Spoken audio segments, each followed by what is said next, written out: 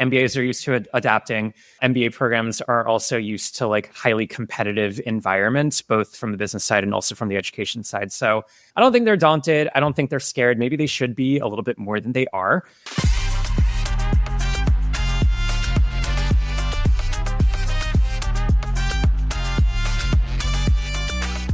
You're listening to Mastering the Next, where we explore the cutting edge of higher education. I'm your host, Dr. Ray Lutsky. This is the podcast where we decode the future of innovative higher education through the lens of emerging technologies and AI, uncovering what's next before it becomes what's now. We'll bring you conversations with innovative thinkers and doers who are reshaping higher education, giving you actionable insights that will keep you ahead of the curve. In an industry being transformed by technology, consider this your insider's guide to your next big idea. Let's see what's next. As business schools grapple with changing market demands and evolving student expectations, the MBA landscape is experiencing unprecedented transformation.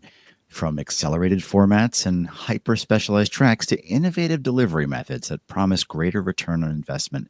Today, I'm joined by Oren Margolis, an MBA admissions consultant and leadership coach, who brings a unique dual perspective, having spent 6 years in full-time admissions roles at NYU Stern, while also working as a talent development leader at high-growth companies like Nova Credit.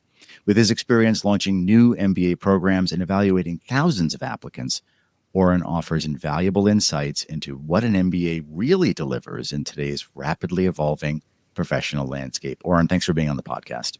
Thank you. That's quite the introduction, and I am honored to be here. I'm glad to have you. It's great, and it's all true. We talk a lot about business schools and MBAs on this show, and we're seeing business schools launch everything from 1 year, highly focused concentrations to online hybrid programs, which many of them wasn't done years ago. This proliferation of formats seems unprecedented to me. How is this meeting the needs of students personally and professionally?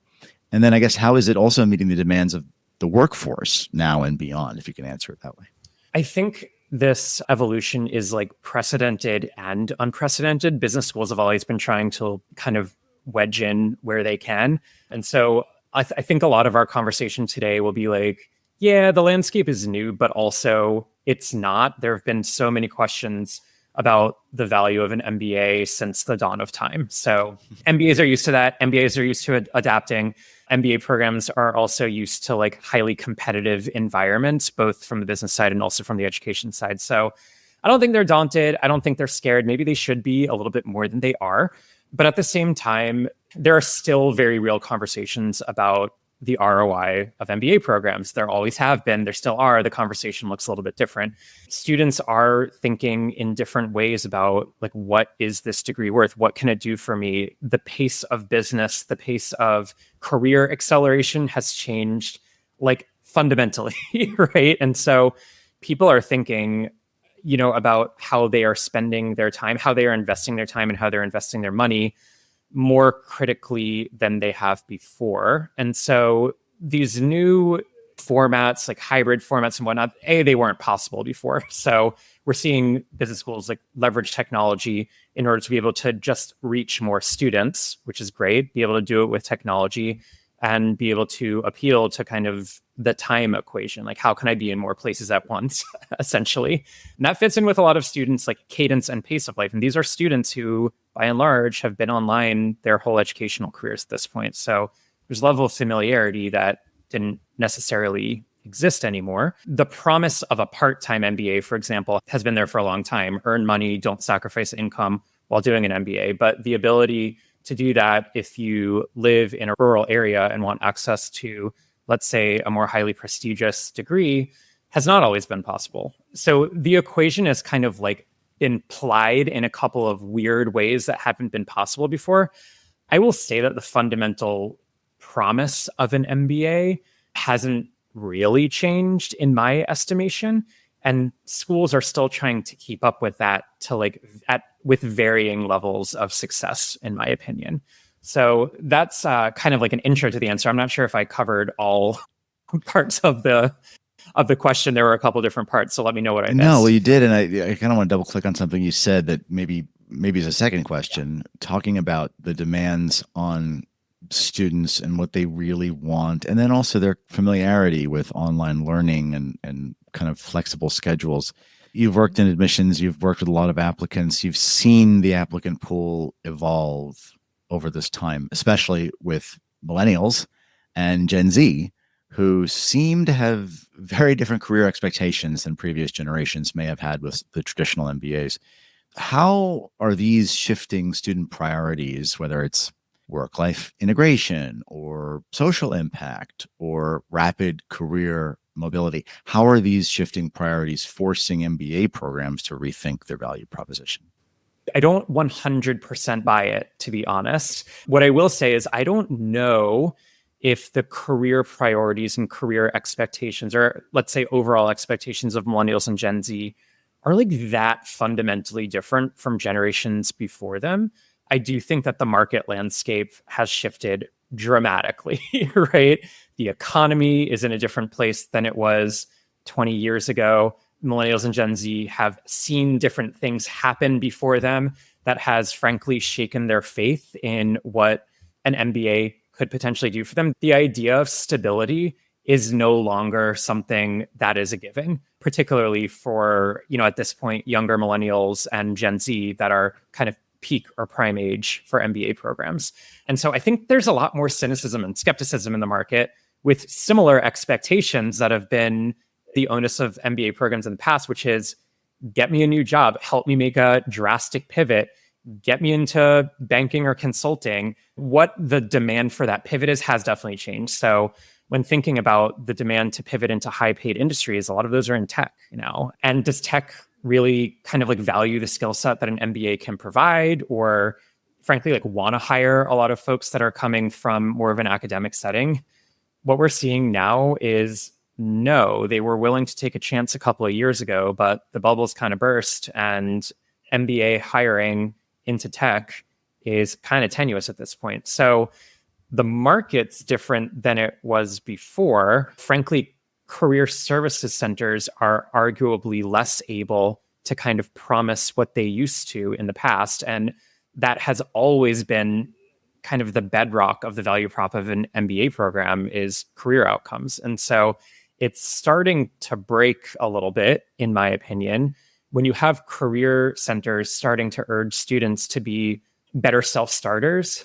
There is kind of a cognitive disconnect there that's hard to ignore. It's understandable from the vantage point of career services centers, but when thinking at a top level about, okay, MBA seekers are going to business schools in some way, shape, or form for career outcomes, MBA programs are less able to, with gusto and kind of resolve, promise those career outcomes. It's shaky. It brings right? up an interesting point, just to kind of go off script for a second here, that, sometimes a student who's qualified to get into a highly selective MBA program would have equally been qualified to get that job at Amazon or Google or whatever before the MBA. And then it kind of begs the question, like, Totally.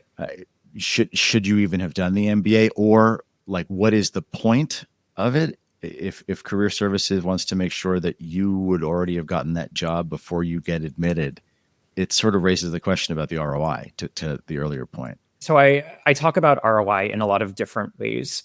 Most people, the majority of people, are thinking about ROI as, or at least of MBA seekers. I know you talk much wider or broader than the MBA ecosystem on your podcast, but my world is primarily concerned with MBAs. And MBA seekers are often thinking about ROI in terms of what is my salary now and what will my salary be in 2 years? And that's where that equation is tricky in this current landscape. I would put forward, though, that it's a somewhat short-sighted way of thinking about ROI.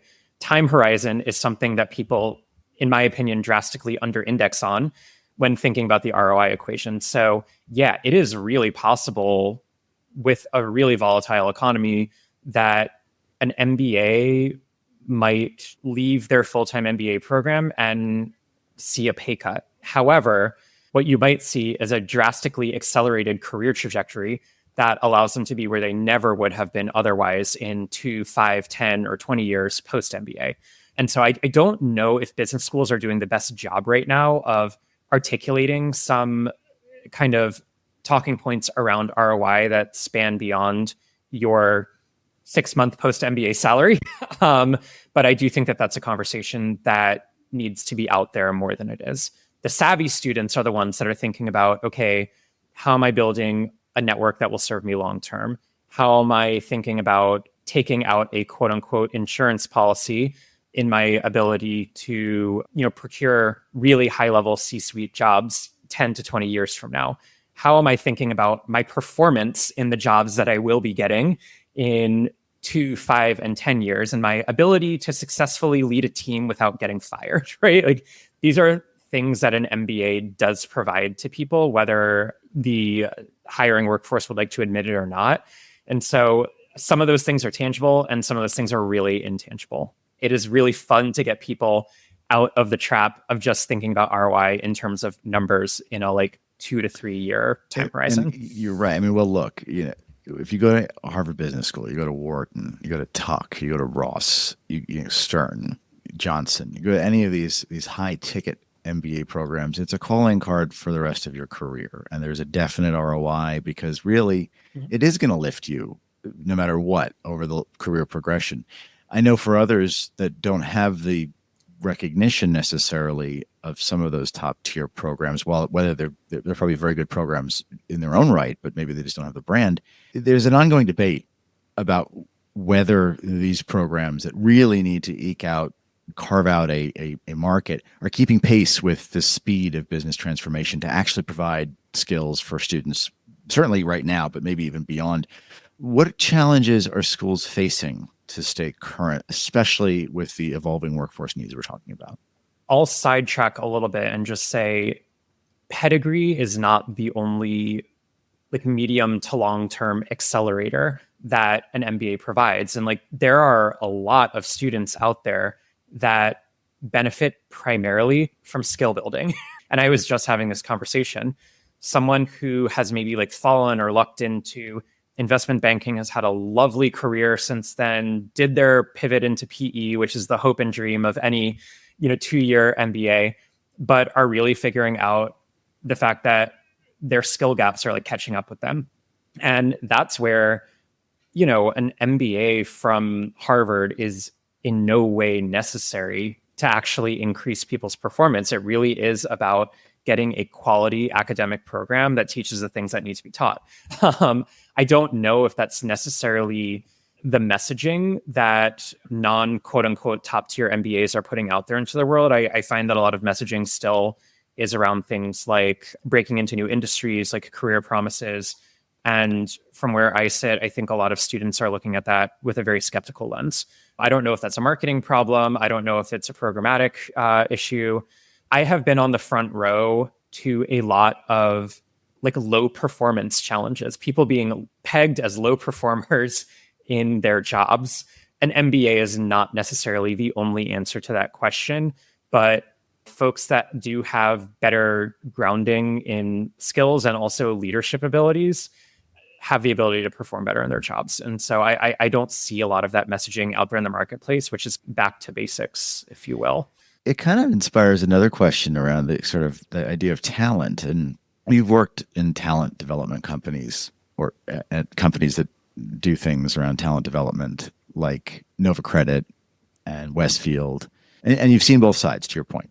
What MBA graduates bring to an organization and what employers actually need, and whether there's a disconnect or not, how has your experience shaped your perspective on the practical value of an MBA to kind of continue what you were saying, particularly when it comes to leadership development and organizational effectiveness? Where is that value? My takeaway when kind of mulling this question around is that the practical value of an MBA is actually quite high. And I come at that from a biased vantage point. There are a lot of folks that find themselves in leadership positions that have never learned of or even thought about the building blocks of what good leadership can and should look like. And this is an area where I believe that MBAs do actually provide some real value, because core to any MBA program is coursework on leadership, on organizational development, on business ethics, which, sometimes those courses can like elicit eye rolls from an MBA population. But the fact remains that they're dedicating at least a certain amount of credit hours to thinking critically about these concepts in action. They are seeing breadth across different industries. They're engaging with case studies. They are engaging with functions that are not their own function. And so there's nothing worse than that finance leader, for example, who only knows how to do finance, view problems through the lens of finance, engage with other finance people. And this is where I think MBAs actually unexpectedly tend to shine in the workforce. I think there's a lot of skepticism around MBA hiring, especially in certain industries and workforces. But this is the area where I think some of that well-roundedness really does come onto the stage in a meaningful way. Of course, the opposite could be true. There are plenty of folks who are rightfully skeptical of the like ivory tower perspective that MBAs might bring to a workforce. And, these are people who don't know how to roll up their sleeves and that kind of thing. That dynamic 100% exists. So at a certain point, you are hiring for the right person, not like the degree that they have. But I've seen both scenarios kind of bear out. I do think, though, that a lot of organizations are experiencing some real leadership gaps. And any MBA program that's worth its salt will at least have students engaging with those concepts and thinking about them in critical ways. So there is a level of exposure that is not always. You hit a nerve with me about pedagogy and credits. When you think about the fact that there are MBA programs out there that are 60 credits, there are MBA programs out there that are 45 credits, there are MBA programs out there that are 36 credits, and the speed to degree is a thing, and yet at the same time, the cost of attendance is radically different for those different programs. It speaks to the idea, and maybe just this is the part where we can think about the future. There are alternative credentials out there. There are credentials like Google Career Certificates. There are short courses. We talk about Harvard Business School. Harvard Business School Online does leadership certificates. I have one of them. It was a great program. It was all asynchronous. They have executive education programs. Lots of schools do. And even AI now is changing how we think about business skills. How would you advise prospective students to evaluate whether an MBA is still the right investment for them? What questions should a prospective student be asking themselves and programs to ensure that they're making a decision that's going to serve their career goals 5-10 years from now? The number one problem that I love helping people through is like, should I even get this MBA in the first place? It is shocking, like just shocking, the amount of people that come to me knowing that they want to do an MBA, but literally not knowing why. I think a lot of people are unhappy in their jobs or, place an MBA on a pedestal without really understanding structurally what it is and can do and can't do. The rising tide that lifts all boats it's really twofold. It's one, like, why am I pursuing this degree in the first place? What can I expect this degree to do for me? And B, what are my career goals? What are my career aspirations, short-term, medium, and long-term? And then working backwards and doing an inventory of, okay, what am I planning to use this MBA actually for? If the answer is to learn finance, the question becomes, is an MBA the right vehicle for me to learn finance? Or are there other shorter, drastically less expensive ways for me to learn finance while still progressing in my career that you might otherwise be happy with? I also really encourage people to do an inventory of their own values. Like, what are they actually solving for? If you are looking to build a network of diverse professionals in industry, there are other ways to do that, of course, but an MBA is actually a pretty solid way to do that, especially if it's an experience that you're excited about. You're investing both in the short term, but also in the medium to long term. So there are a lot of different ways of solving a lot of different problems. Some are worth $200,000. Some are worth $30,000. Some are worth $0, right? And I really encourage people, and especially these days, to think about their risk appetite, the trajectory that they would be on otherwise, their family and life obligations, where they are in life, like what actually works for their schedule, career, life responsibilities. These are all things that are very, very valid in this whole equation. And to think about what time horizon you are expecting the ROI to look like. I think that really tackling your why is the important key, and then working backwards in figuring out what a school actually offers and how credible that offer actually is. Well said, and a good place to leave our conversation. Oren Margolis, Pinetree and Palm Consulting. Thanks so much for your insights. Thank you, Ray. So here's my take. What strikes me about this conversation is how the MBA's identity crisis is actually forcing programs to become more intentional about their unique value. It's no longer enough to just promise networking and prestige when students can access knowledge and connections through multiple pathways, usually lower cost. Oren's insights reveal that the most successful programs are those that recognize the MBA's evolving role as a leadership laboratory, where the real value lies not just in what you learn, but in how you think, how you adapt, and lead in ambiguous situations. As the business landscape continues to accelerate, the MBA programs that thrive will be those that embrace this transformation rather than resisting it, and create experiences that are both deeply practical and fundamentally transformative. The question isn't whether the MBA has a future, it's whether business schools can reimagine it quickly enough to stay relevant.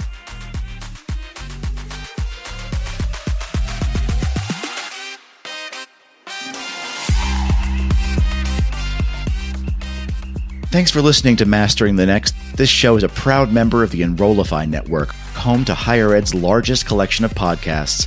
Enrollify is where higher ed goes to grow, so be sure to check out our other podcasts, webinars, video clips, blogs, and more. Visit Enrollify.org and subscribe for all the latest details and content drops directly to your inbox. Enrollify is brought to you by Element 451, the digital workforce platform for higher ed. Learn more at element451.com.